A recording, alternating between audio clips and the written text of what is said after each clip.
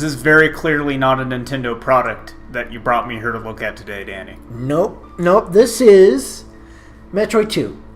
Didn't we already play Metroid 2? This is another Metroid 2. What? Is this a remake? You can't look at it, but we're looking at ourselves really like... We have the gayest expression on our faces right now. If we just have a picture of that, I wish. Alright. This is AM2R. Yeah. Another Metroid 2 remake. I have never actually taken a look at this game. I have not either, so this is my first time actually playing this. I wonder if that blogspot is still up. Just which one? The blogspot link it had on like the bottom of the start screen. I wonder if that's still it's dead, so... It's dead? Alright. Yep. We're going to go on normal, and we're going to watch this unskippable cutscene again. Because sure. We had to fandango with controllers. Metroid's numerous incidents in the past brought to light highly destructive power of these life forms, spreading here across all known planetary systems. Are you trying to be that YouTuber that like... Yeah, that's me. I'm the YouTuber. Like you just so this is that's series? me. I'm that guy. Hoping to secure peace in the galaxy, the Galactic Federation orders the extermination of the Metroid species. I was the best candidate for the job. This is Samus speaking.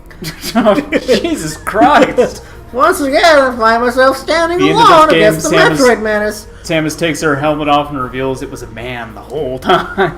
That would be a twist. Am I right? Finally, it took a dedicated group of fans to set this shit right. Oh, now that's going some territory. Look at that! Look at the sprite work. Yeah, Oof. It's got some rotation on it. Oof. Already, like you don't like it? I mean, like it looks fine. It looks fine. It just it does remind me a lot from Zero Mission, which is again, as we stated, is one of my favorite games. Thanks for that hot take, Rick. Yep. No problem, Morty. Look at this.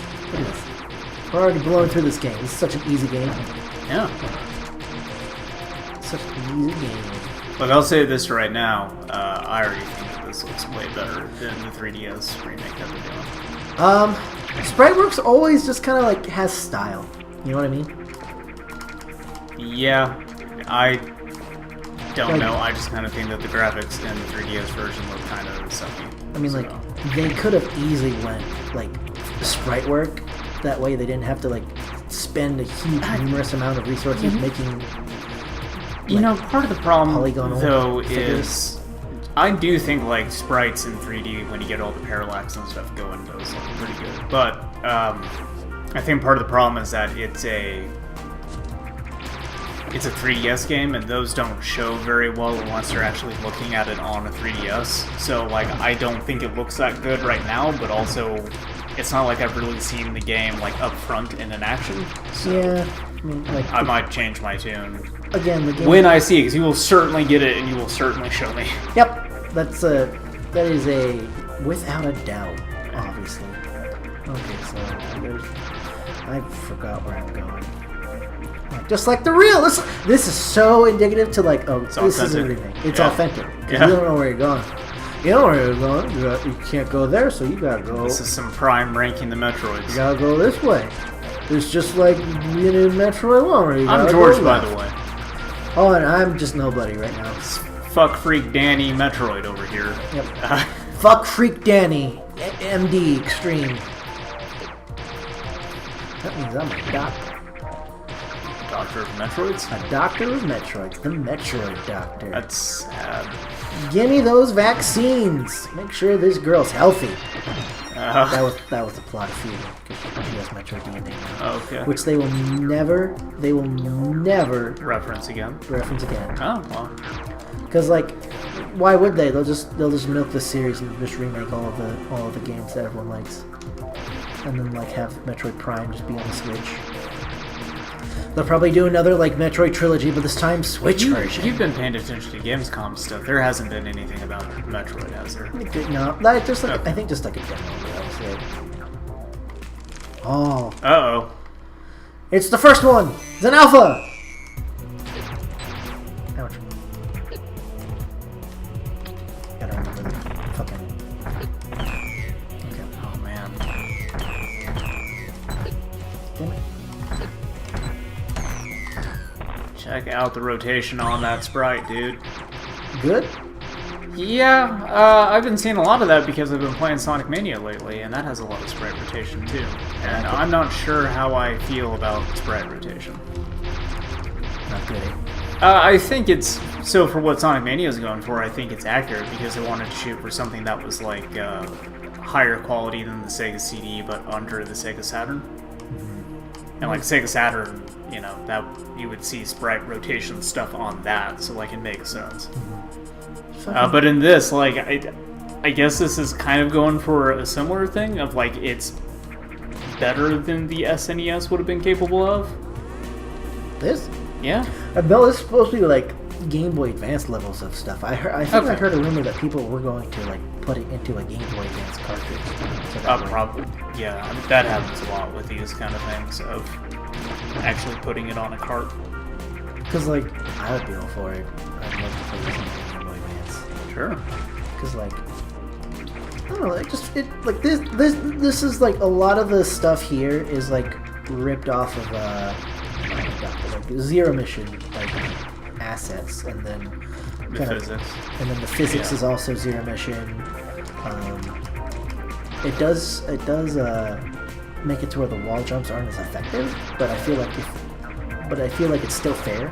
But if you are skilled enough, you can still do like the single wall jumps, and like it just is it's much more responsive, I think. I think this is interesting because by the time this goes up, we'll already be uploading our stuff for Mania.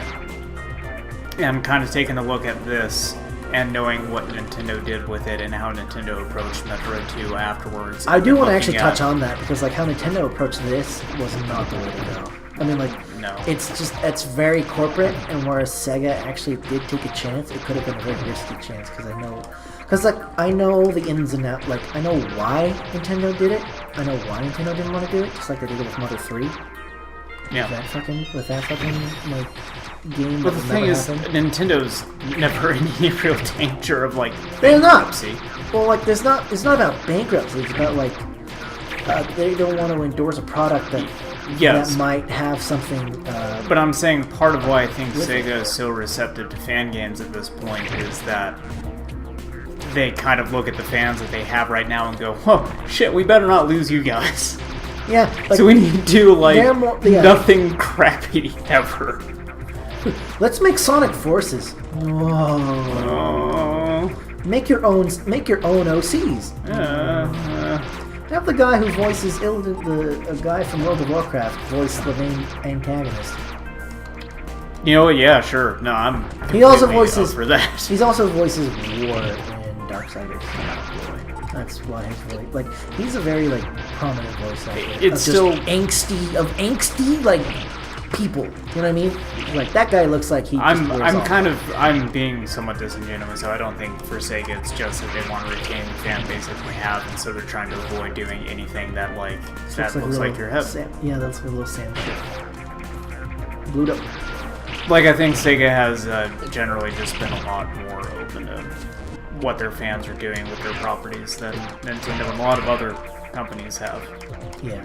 So, that's pretty cool. Like, I remember when they put those, like, they allowed the workshop stuff for their, like, Sega Genesis collection. Mm-hmm. And people just started uploading ROM hacks, and Sega was like, no, that's great.